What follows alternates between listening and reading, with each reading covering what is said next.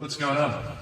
I just recorded a like 12-minute long video talking about how I remade Father Stretch My Hands, but I did it unknowingly with this voice effect turned on because I was playing around with voice filters earlier today. So let's turn this off, shall we? There we go. You should be hearing normal Fiend now. So I also realized I didn't record it. I accidentally streamed it on Twitch. So anyway, let's talk about how I remade this song.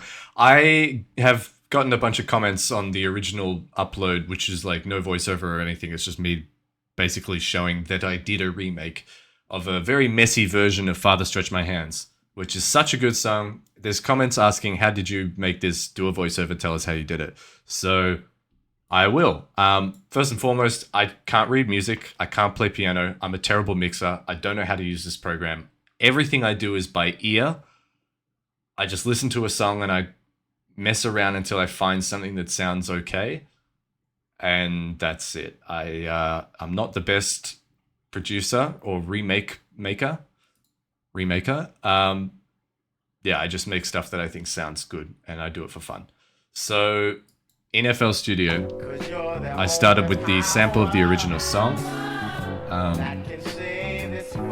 This is Father I Stretch My Hands by Pastor T.L. Barrett. And this is not accurate to the original Kanye song. What he does is he takes this first bit and he loops it. It's like this first 2-bar section right here. What he does is have like this little submarine sonar kind of sound. It would loop. Or something like that. So I didn't bother doing that. I just took this first section, slapped it in. Then we chop up the rest of the sample. So I've got this bit, which I kind of looped.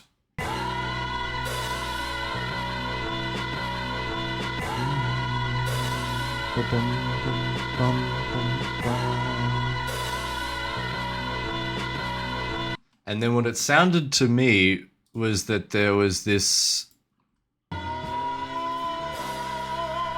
kind of sound playing over the top. It's, again, not mixed very well.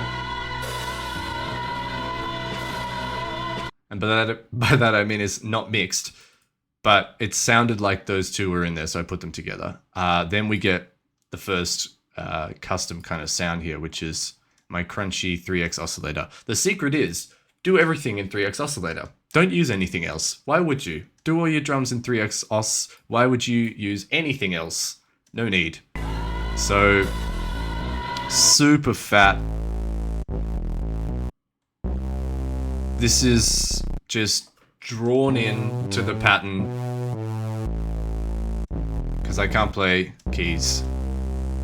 Done by ear. If this sounds about right, then I'll put it in. So this is the pattern right here. You can copy that if you want to. I'll upload like the file so you can open this up in your own version of FL. But yeah, super simple. Here's what the 3x oscillator looks like. I've got 2 of these ones, whatever they are. I got the sine wave. They're all on 0. I haven't used any of this, I don't think. And in terms of what I've actually got over the top, a little bit of an EQ, taking out some of the high end, and a little bit of chorus just to add a bit. So this is without the chorus, makes a big difference. Add some layers to it. And that's without the EQ. It's way too like burnt and crispy and electric. So that sounds alright. Next, we'll go to... Often the first thing I do is find the drums. I feel like that's the easiest thing to pinpoint with most tracks when I'm remaking something. So the hi-hats in the original are way more saturated. They're mixed a lot better, as is everything in the track. But that's it. That's all it is. That's it. This, for all of my drums, I use the pattern thingy. I write in the patterns like this. It's so much easier than dragging and dropping individual sounds onto the timeline and copying and pasting and creating a drum track like that. I have always used this. It's just easy. The kick has a couple of little filters. I've actually got a reverb thing here.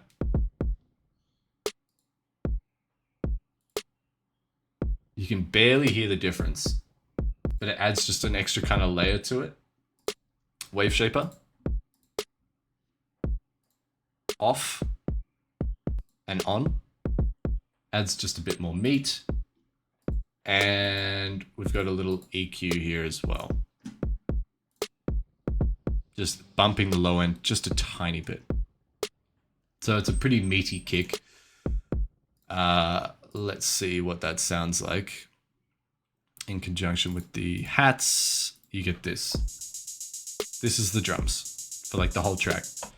Now, our sample, the next sample, really important. I think this plays sort of towards the end of the original song. And it sounded about right, so I cut it out and I put it in.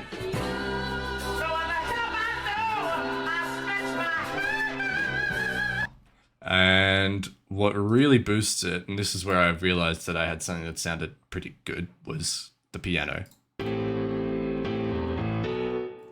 It's just, these keys are so awesome. Again, all I'm doing is just clicking, dragging, reshaping, drawing them in manually like that. I'm not playing this or recording it or anything like that. So the keys in conjunction with the sample already sound so powerful and epic. So put in a tiny bit of bass. All it is the Ibanez, however you say it, stock bass. There's no filters on this at all. It's literally just this. Kind of copying the pattern for the piano. Then we've got our big, heavy sine wave bass down here. How did I do that? Again, 3x oscillator, baby. It's all you need. All on 0. Sine wave, didn't use any of this stuff, don't even know what it is. Couple of filters on this. I've got a distortion just to give it a little bit of power. Take that away. Still sounds pretty good. Yeah, it's making my eardrums vibrate. That's how you know it's good. We've also got a little bit of an EQ here as well. And all I'm doing is taking out some of the high end, it's a little bit like whirry, buzzy without that, thanks to the distortion probably. So we'll turn that back on. And that sounds pretty good. Just a heavy, meaty bass. With this combined with everything. By the way, very important to put the producer tag in there. Otherwise it's not a real remake. Oh, I almost forgot. We've got this little crunchy bit. This is the same 3x oscillator we used for the intro section right here. I've just copied the kick boom boom with this. I think it's in the original song. I thought I heard it, so I put it in. This is how I work. I don't look up anything. I don't know how anything's done. I just do it all by ear. Whatever sounds right goes in there. Then, around about here is where the sub comes in.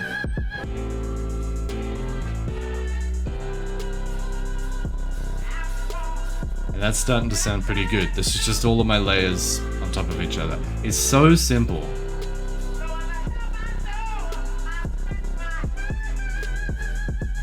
And then we get to this bit. This is the exact same 3x oscillator from the intro section, same that we used for the little crunchy bit. This is it. Just drawn in, sounds about right. Now it sounded, whoa, whoa, whoa, whoa. Sounded like there was this like whoa, whoa kind of sound in the original. And Played by ear. By played, I mean drawn in. That's it. It's just saw. There's the preset TOB distorted 1. I don't know where that is. Probably bass, FG, TOB distorted 1. Stock sounds. Completely stock sounds. By the way, the kick, where did I actually get the kick? The lion fried, whatever that is, finale snare. All of these are from packs, drums, and they'll be in here somewhere. That's a lie. Where did I get these? Maybe it's drums, kicks, maybe? Don't know where I got these kicks. But I'm uploading the thing for you, so you can probably find it yourself. I don't know where I got this from. PJ. The PJ drum kit. Here it is. This is a super simple drum sounds that I found online. It's a free pack to download. But you should get these samples if I upload the files properly. Then we've got this. It's another 3x oscillator, baby. It's all you need. So we've got the first sine wave on 24, second and third, they're both on 12. Didn't use any of this. There is one little filter on that, which is a flanger. Little bit of flange. Without that, that's it. Flanger just has this detune, this depth to it. That's all I did. Super simple. I guarantee it's a lot more complex in the original song, as is everything. But that's not what we're doing. We're doing the simple, crappy version. And then we go back to the main section here. Everything all looping together. That's it. That's how I made Father Stretch My Hands, the cheap and shit version. Thank you for watching. That's it. See you next time.